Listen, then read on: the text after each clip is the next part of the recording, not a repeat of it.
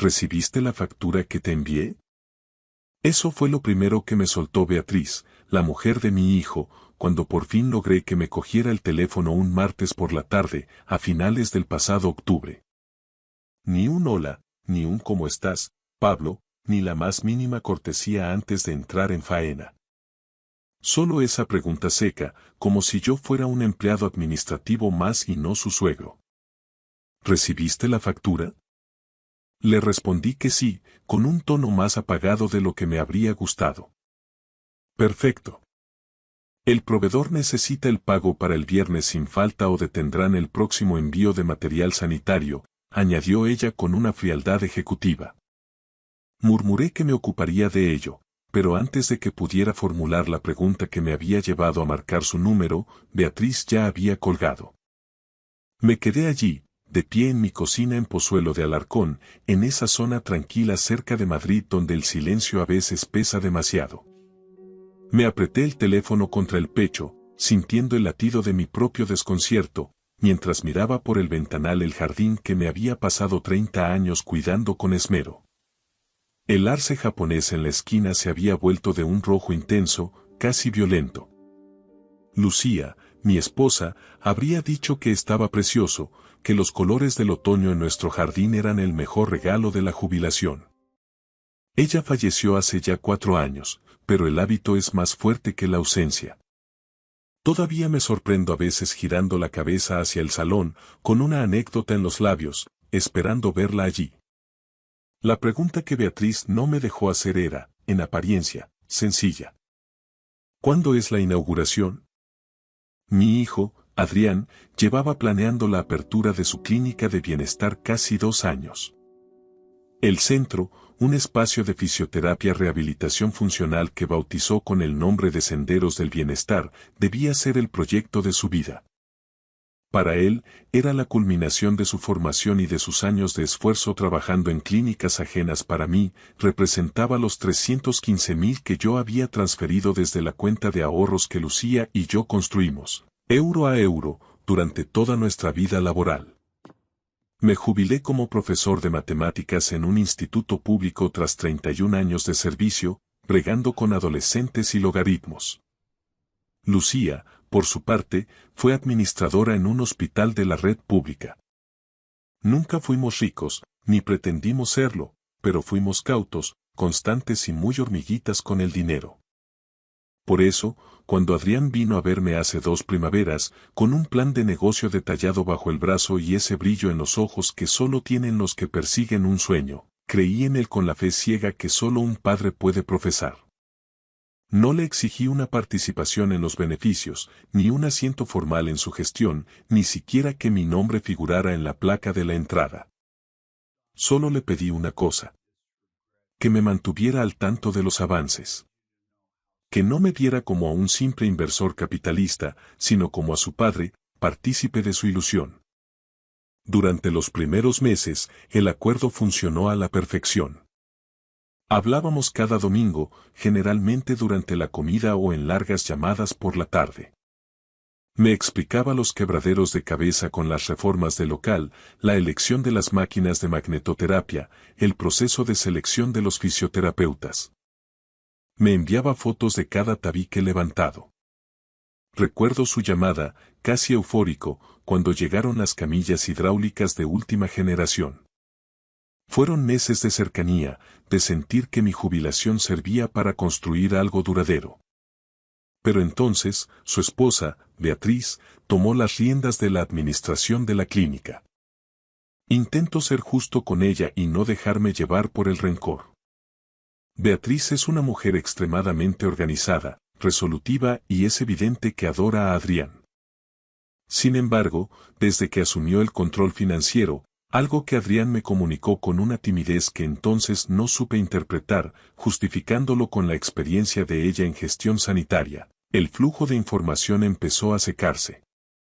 Nuestras llamadas dominicales se volvieron breves, casi monosilábicas, y pronto se hicieron más espaciadas. Finalmente, las llamadas cesaron. En su lugar, empezaron a llegar mensajes de WhatsApp asépticos y, de vez en cuando, el reenvío de alguna factura pendiente de pago. Me convencí a mí mismo de que era el proceso natural. Un negocio nuevo absorbe hasta el último gramo de energía y los hijos adultos deben volar solos. He leído suficientes columnas de psicología en los suplementos dominicales como para saber que un padre que no sabe retirarse a tiempo acaba siendo un estorbo emocional. Sin embargo, hay una línea muy fina, pero muy dolorosa, entre dejar espacio para que alguien crezca y ser desplazado deliberadamente hacia los márgenes. En aquel momento, mientras miraba mi jardín rojo en Pozuelo, empezaba a sospechar cuál de las dos cosas me estaba ocurriendo a mí. No era solo falta de tiempo, era algo mucho más calculado. El viernes siguiente a esa llamada tan gélida sobre la factura, decidí que no podía seguir esperando una invitación que parecía no llegar nunca. Cogí las llaves del coche y conduje hasta la clínica. Era la primera vez que me acercaba por allí en 3 meses largos.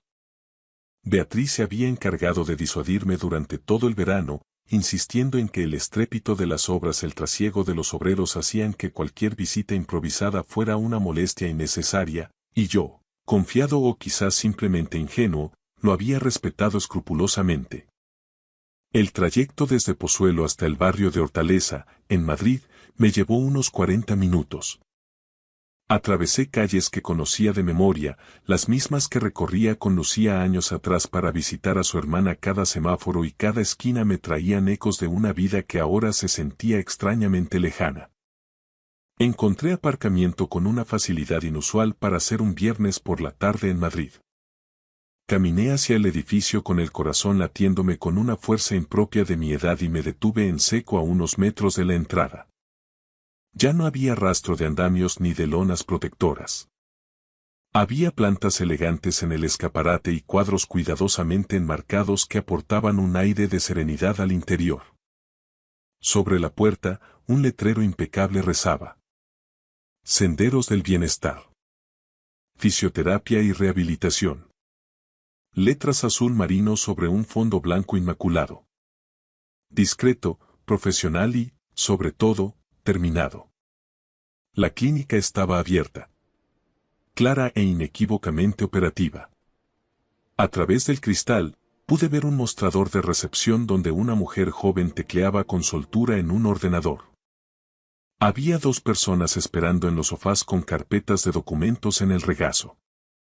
No entré. Me quedé allí, plantado en la acera como un extraño, haciendo un rápido y doloroso cálculo mental. El letrero ya no brillaba con el fulgor de lo recién instalado, tenía ligeras marcas de agua donde la lluvia de las últimas semanas había dejado su rastro. Las plantas de las macetas habían tenido tiempo de crecer y asentarse. Aquello no se había inaugurado ayer. Sin decir una palabra a nadie, me di la vuelta y regresé a casa en silencio. Esa misma noche, con las manos aún temblorosas, llamé a Adrián. 3 tonos y saltó el buzón de voz. Volví a intentarlo a la mañana siguiente, esperando que fuera un simple descuido. 2 tonos y, de nuevo, el buzón. Me estaba desviando las llamadas de forma deliberada. Mi propio hijo. Mastiqué esa amarga certeza durante un día entero antes de marcar el número de Beatriz. Ella respondió al primer tono, lo que no hizo sino confirmar mis peores sospechas sobre quien controlaba el acceso a la familia. ¿Cuándo abrió la clínica exactamente?, pregunté sin preámbulos. Hubo un silencio al otro lado de la línea. No fue muy largo, apenas el tiempo necesario para que ella compusiera su respuesta. La apertura privada fue hace unas 6 semanas, Pablo, dijo con una naturalidad asombrosa. Hicimos un lanzamiento muy discreto, algo íntimo, solo con la familia más cercana y algunos colegas del sector. Asimilé el golpe en silencio. Para ellos, yo ya no formaba parte de esa familia cercana. Adrián prefería mantener un perfil bajo, continuó ella, como quien explica algo a un niño. Ya sabes lo mal que gestiona la presión y las expectativas. Vaya si lo sabía.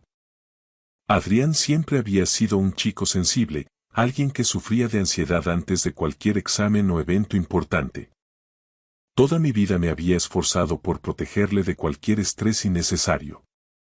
Lo que nunca imaginé, en mis 65 años, es que mi propia presencia en el mayor logro profesional de mi hijo pudiera ser clasificada por su esposa como estrés innecesario. Beatriz, dije, esforzándome por mantener esa voz serena y modulada que 30 años de docencia me habían enseñado a usar en los momentos de crisis, puse 315.000 euros en ese proyecto.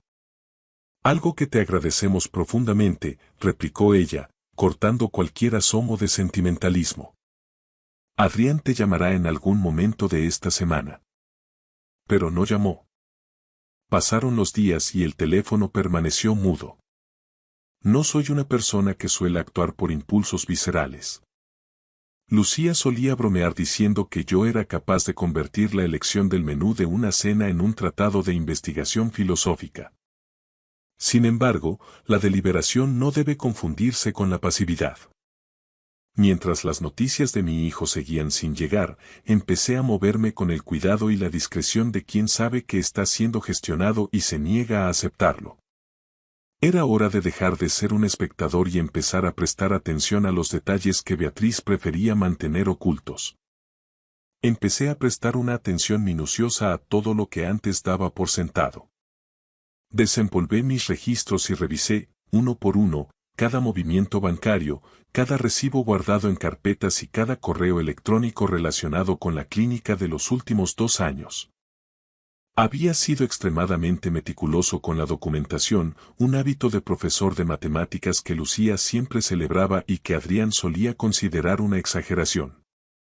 Lo que encontré al desplegarlo todo sobre la mesa de madera del comedor, bajo la luz mortecina de la tarde, fue una imagen inquietante que los detalles aislados habían mantenido oculta hasta entonces. El acuerdo original entre Adrián y yo nunca se plasmó en un contrato formal ante notario. Yo sugerí formalizarlo al principio para evitar malentendidos, pero mi hijo se mostró profundamente dolido por la propuesta. Papá, por favor, que somos familia, me dijo con una decepción que me hizo sentir mezquino por haber sugerido siquiera la palabra contrato. Ahora comprendo que apelar a la sangre era exactamente el efecto deseado para desarmar mi prudencia. Lo que sí conservaba era una serie de correos electrónicos donde Adrián describía mi aportación como una inversión en términos familiares, sin intereses bancarios ni un calendario de pagos rígido, pero con el compromiso inquebrantable de tratarme como a un socio capitalista con derecho a ser informado de cada hito importante. Sus propias palabras, su firma digital. Y la inauguración de la clínica era, por cualquier definición razonable, el hito más importante de todos. Pero había algo más turbio que la falta de invitación. Empecé a notar patrones extraños en las facturas que Beatriz me reenviaba esporádicamente. Aparecía equipamiento de alta gama que no recordaba haber aprobado y, lo más sospechoso, una cuota de consultoría que se repetía mensualmente pagada a una sociedad limitada cuyo nombre no me resultaba familiar en absoluto. Había también una partida descrita vagamente como desarrollo de negocio cargada directamente al presupuesto operativo. Mi dinero, el ahorro de toda una vida, estaba siendo drenado de forma constante durante 11 meses consecutivos. No soy contable, pero he pasado 31 años enseñando a mis alumnos a seguir la lógica implacable de los números. Y la lógica de estas cifras me estaba gritando algo que mi corazón se negaba a procesar. Llamé a mi viejo amigo Diego, que se había jubilado de la abogacía corporativa hacía 3 años y ahora pasaba la mayor parte del tiempo navegando por las costas de Denia. Quedamos para comer en una taberna cerca del puerto de Valencia, un lugar donde el salitre y el buen vino suelen facilitar las verdades incómodas. Llevé conmigo la carpeta de los correos y las facturas sospechosas. Los extendí sobre la mesa, entre las tazas de café y las migas del postre, y dejé que su ojo clínico leyera entre líneas. Diego no dijo nada durante un largo y denso silencio. Finalmente, se bajó las gafas de leer, me miró por encima de la montura con esa gravedad que solo tienen los abogados veteranos y preguntó: Pablo, ¿tienes idea de quién es el dueño real de esta sociedad limitada? Le dije que no tenía la menor sospecha. Entonces deberías averiguarlo cuanto antes, sentenció él. Siguiendo su consejo, contraté a una gestora jubilada llamada Carmen, una mujer que hacía trabajos puntuales de auditoría y, lo más importante, hacía muy pocas preguntas. Le pedí que revisara todo el panorama financiero de mi aportación y los cargos efectuados a la cuenta de la clínica. Tardó 2 semanas en volver. Cuando lo hizo, traía un resumen de 4 páginas y una expresión en el rostro que reconocí al instante. Era la misma cara que yo ponía durante 3 décadas cuando tenía que dar malas noticias a los padres de mis alumnos más problemáticos. La sociedad limitada, efectivamente, recibía una cuota mensual de la clínica en concepto de consultoría estratégica. El administrador único de esa sociedad resultó ser el hermano de Beatriz, un hombre llamado Raúl. Según las indagaciones de Carmen, Raúl no tenía experiencia previa en gestión sanitaria, ni en fisioterapia, ni en nada que pudiera justificar una cuota mensual de 2.600. Durante 11 meses, eso sumaba un total de 28.600 cargados directamente contra mi inversión inicial. Había más irregularidades en el informe de Carmen, pero ese detalle fue el que se me quedó grabado, frío y pesado como una piedra en el fondo de un pozo. No llamé a Adrián inmediatamente. Necesitaba asimilar el golpe y entender la magnitud real de la traición antes de pronunciar una sola palabra. Supongo que en este punto de la historia, otro hombre habría conducido furioso hasta la clínica para montar un escándalo público, pero las escenas impulsivas rara vez solucionan algo. Lucía me enseñó esa lección con paciencia.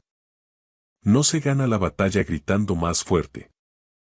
Ella solía decirme con una sonrisa sabia: Pablo, en esta vida ganas siendo el último que se queda sentado a la mesa.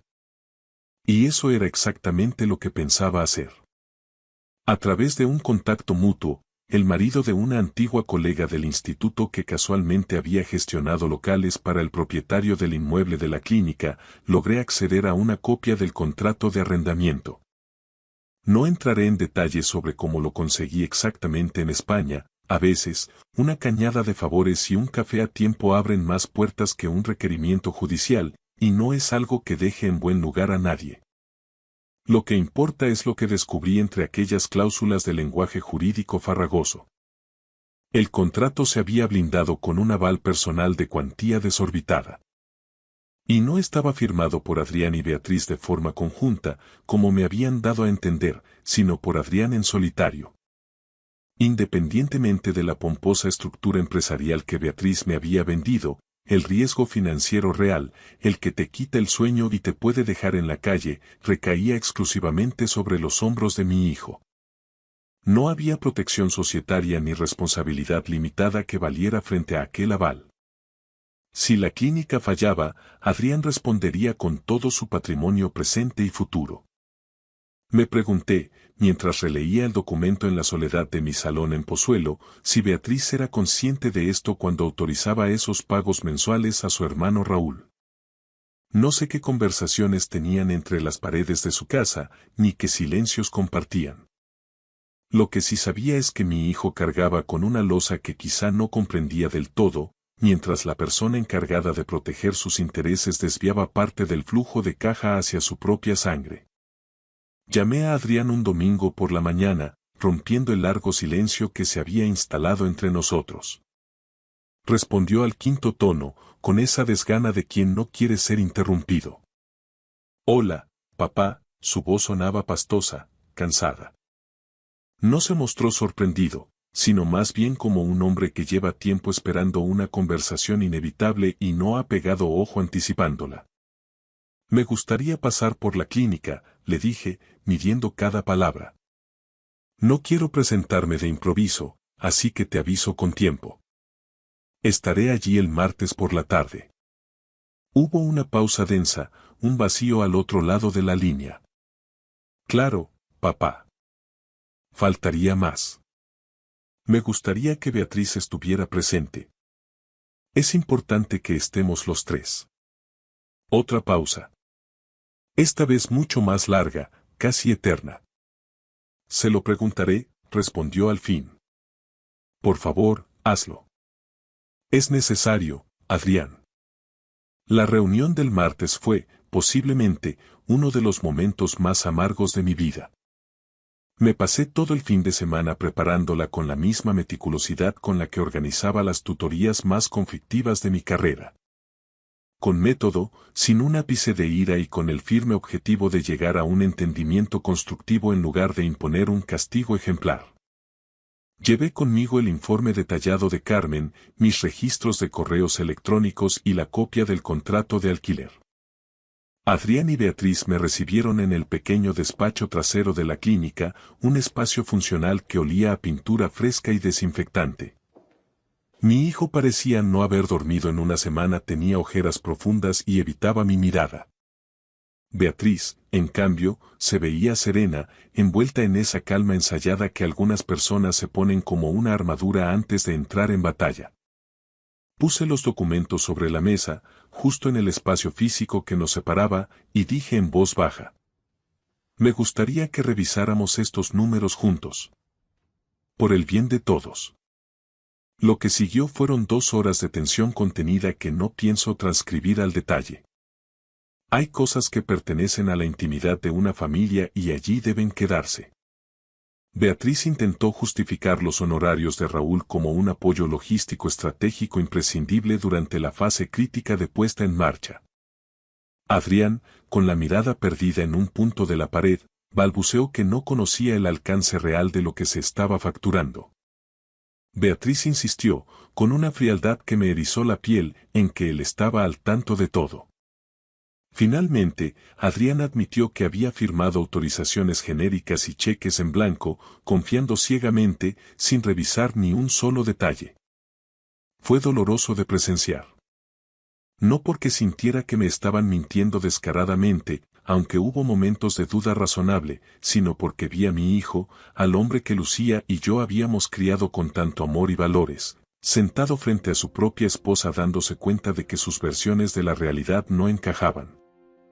Ver la quiebra de la confianza en directo es algo que no le deseo a ningún padre. No levanté la voz ni una sola vez. No hubo amenazas de abogados ni ultimátums dramáticos. Al terminar las 2 horas, simplemente dije: necesito que esto se reconozca formalmente. Quiero una contabilidad por escrito de cada gasto y un plan de devolución detallado para reintegrar lo pagado a la empresa de Raúl. No es porque me falte el dinero para comer, Adrián, es porque necesito recuperar la certeza de que estamos actuando con honestidad en esta mesa. Beatriz, recuperando su tono ejecutivo, dijo que necesitaría tiempo para consultarlo con su asesor fiscal. Por supuesto, respondí levantándome. Tenéis 2 semanas. Ni un día más. Al salir, Adrián me acompañó hasta la puerta, mientras Beatriz se quedaba en el despacho, refugiada tras su ordenador. Él se detuvo en el escalón de la entrada con las manos hundidas en los bolsillos, mirando con melancolía hacia el aparcamiento vacío. Lo siento mucho, papá, murmuró. Lo sé, hijo. Lo sé. De verdad. No tenía ni idea de que ella le estuviera pasando tanto dinero a Raúl. Miré a mi hijo durante un largo y pesado minuto. Y le creí. Creí que había firmado documentos sin leer, delegando los detalles farragosos en su esposa para centrarse en su sueño de fisioterapeuta. Había construido una clínica preciosa, un templo al bienestar, sobre unos cimientos financieros que nunca se molestó en inspeccionar. Lo había visto hacer variaciones de esto toda su vida. Adrián siempre fue el visionario, el soñador que necesitaba a otros para ejecutar la letra pequeña. Era su mayor virtud y, al mismo tiempo, su grieta más profunda. Y en este caso, alguien muy cercano se había aprovechado de esa vulnerabilidad. Es algo que vas a tener que solucionar tú mismo, le dije, poniéndole una mano en el hombro. No lo hagas por mí ni por el dinero. Hazlo por tu propia dignidad y por el futuro de este lugar. Regresé a Pozuelo envuelto en la luz anaranjada y mortecina del atardecer madrileño. La M40 fluía con esa lentitud exasperante de los martes, pero yo no tenía ninguna prisa por llegar a mi casa vacía. Sintonicé Radio Nacional, una vieja costumbre de los tiempos en que Lucía insistía en que la radio era la mejor compañera para no sentirse solo al volante, y dejé que el trayecto durara lo que tuviera que durar, procesando el peso de la reunión. Las 2 semanas de plazo transcurrieron en un silencio tenso. Un jueves por la mañana, recibí un correo electrónico del contable de Beatriz. Adjuntaba un documento PDF que contenía una auditoría completa y detallada de todos los gastos de la clínica hasta la fecha. Allí estaban, negro sobre blanco, los honorarios de Raúl. Sumaban exactamente 31.700 en pagos que yo jamás había autorizado. El documento incluía una propuesta de reembolso formal, estructurada en cuotas mensuales durante 18 meses, que se detraerían directamente de los beneficios operativos del centro. Revisé los términos con Diego por teléfono. Tras un par de comentarios técnicos, me confirmó que la propuesta era justa y legalmente sólida. Acepté, pero impuse una condición innegociable. A partir de ese momento, cualquier gasto extraordinario que superase los 4.500 requeriría mi conformidad previa y por escrito. Beatriz aceptó a través de un mensaje corto. No sonaba contenta, pero la transparencia ya no era una opción, sino una obligación. Lo que ocurrió después fue un proceso mucho más lento y menos cinematográfico. Adrián y yo retomamos nuestras conversaciones de los domingos, aunque el tono había cambiado para siempre. Eran llamadas más cortas, marcadas por una prudencia nueva, pero también por una honestidad descarnada que antes nos faltaba. Me confesó cosas que se había guardado por miedo o por orgullo. Que los primeros 3 meses de la clínica habían sido un abismo de dudas, que le aterraba decepcionarme y que las discusiones con Beatriz por el control del dinero habían empezado mucho antes de que yo pusiera la primera piedra financiera. Podrías haber acudido a mí, hijo, le dije un domingo, mientras observaba el jardín desde la cocina. Un padre que no es capaz de escuchar las noticias difíciles de su hijo no es un padre en el que se pueda confiar. Y yo siempre he aspirado a ser alguien en quien puedas apoyarte, no alguien a quien tengas que ocultarle la verdad. Nunca recibí esa invitación para la gran inauguración oficial. Nunca estuve en la puerta de Senderos del Bienestar estrechando la mano de sus colegas ni disfrutando de ese orgullo público que siente un padre cuando ve el éxito de su descendencia. Ese momento me lo arrebataron, y no voy a mentir diciendo que no dejó una cicatriz. Me dolió, y me sigue doliendo cuando paso por delante de la fachada y veo el letrero azul. Sin embargo, a mediados de diciembre, un viernes lluvioso, Adrián me llamó con una voz distinta, más cercana. Me preguntó si quería acercarme a la clínica para una cena de Navidad anticipada y privada. Solo nosotros 3. Él, Beatriz y yo. Cenamos en la pequeña cocina del personal, al fondo del local, con platos de plástico y comida de un restaurante de takeaway de la esquina. Acepté. Me senté en una mesa plegable, rodeado de cajas de cartón y con una hilera de luces navideñas que Adrián había colgado de mala manera en la ventana. Mientras comíamos, pensé en Lucía y en mis 31 años explicando logaritmos y ecuaciones a hijos de desconocidos. Pensé en lo que significa realmente invertir en algo. El dinero, al final, es la parte sencilla de la ecuación. Lo acumulas con esfuerzo durante décadas y puedes desprenderte de él en un solo segundo, con una firma. Una vez que sale de tus manos, ya no te pertenece, se va al mundo a construir paredes o a pagar deudas. La inversión verdaderamente difícil es la otra. La que haces en una persona a lo largo de los años con tu paciencia, tu presencia física y tu voluntad de no levantarte de la mesa incluso cuando los números no salen y la confianza se agrieta. No sé si Adrián y Beatriz han resuelto sus diferencias matrimoniales, ese es su camino, no el mío. Pero sé que mi hijo me miró aquella noche, por encima de los recipientes de plástico, y me dijo: «Papá, esto no existiría sin ti». Y en ese momento, supe que no hablaba de los 300.000 euros. Tengo 65 años. He enterrado al amor de mi vida, He sobrevivido a una larga carrera profesional y he navegado por más conversaciones amargas de las que puedo contar. La lección que he extraído de todo esto, y la que daría a cualquier padre en mi situación, es que un contrato no es una señal de desconfianza, sino un acto de respeto supremo. Un papel dice: me tomo esto tan en serio que quiero que quede por escrito. Dice: creo tanto en este proyecto que quiero que sea real y transparente para ambos. La clínica de mi hijo funciona bien ahora. Los reembolsos llegan puntuales el primer día de cada mes, como un reloj suizo. Visito el centro el segundo martes de cada mes y Adrián me ofrece un café mientras repasamos un breve informe de gestión. Ocupación de salas, nuevas derivaciones médicas, mantenimiento. En primavera, cuando decidió comprar una nueva máquina de ecografía de última generación, me llamó antes de firmar la orden de compra para pedir mi opinión. Esa llamada, ese gesto de incluirme en la decisión antes de gastar el dinero, valió para mí mucho más de lo que habría valido cualquier placa conmemorativa en la inauguración. No soy un hombre que necesite ser el centro de la celebración, soy un hombre que necesita ser parte del proceso. Hay una diferencia abismal entre ambas cosas, y me costó perder la primera para asegurar la segunda. Si eres un padre o una madre que ha entregado a un hijo su dinero, su tiempo o su confianza ciega, y has empezado a sentir ese frío en el estómago que te dice que te están gestionando en lugar de respetarte, escucha esto.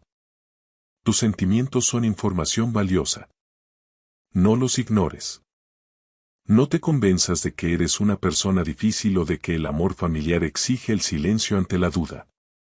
Haz la pregunta incómoda. Lee el documento. Exige las cuentas. Si tu hijo merece realmente que creas en él, y la mayoría lo merece, se sentará contigo a esa mesa, por mucho que escueza. Y lo resolveréis juntos.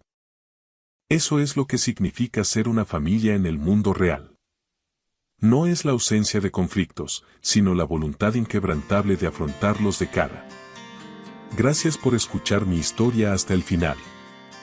Si resonó contigo, dale like, escribe en los comentarios qué fue lo que más te tocó y no olvides decir de dónde eres. Suscríbete al canal, vienen muchas más historias.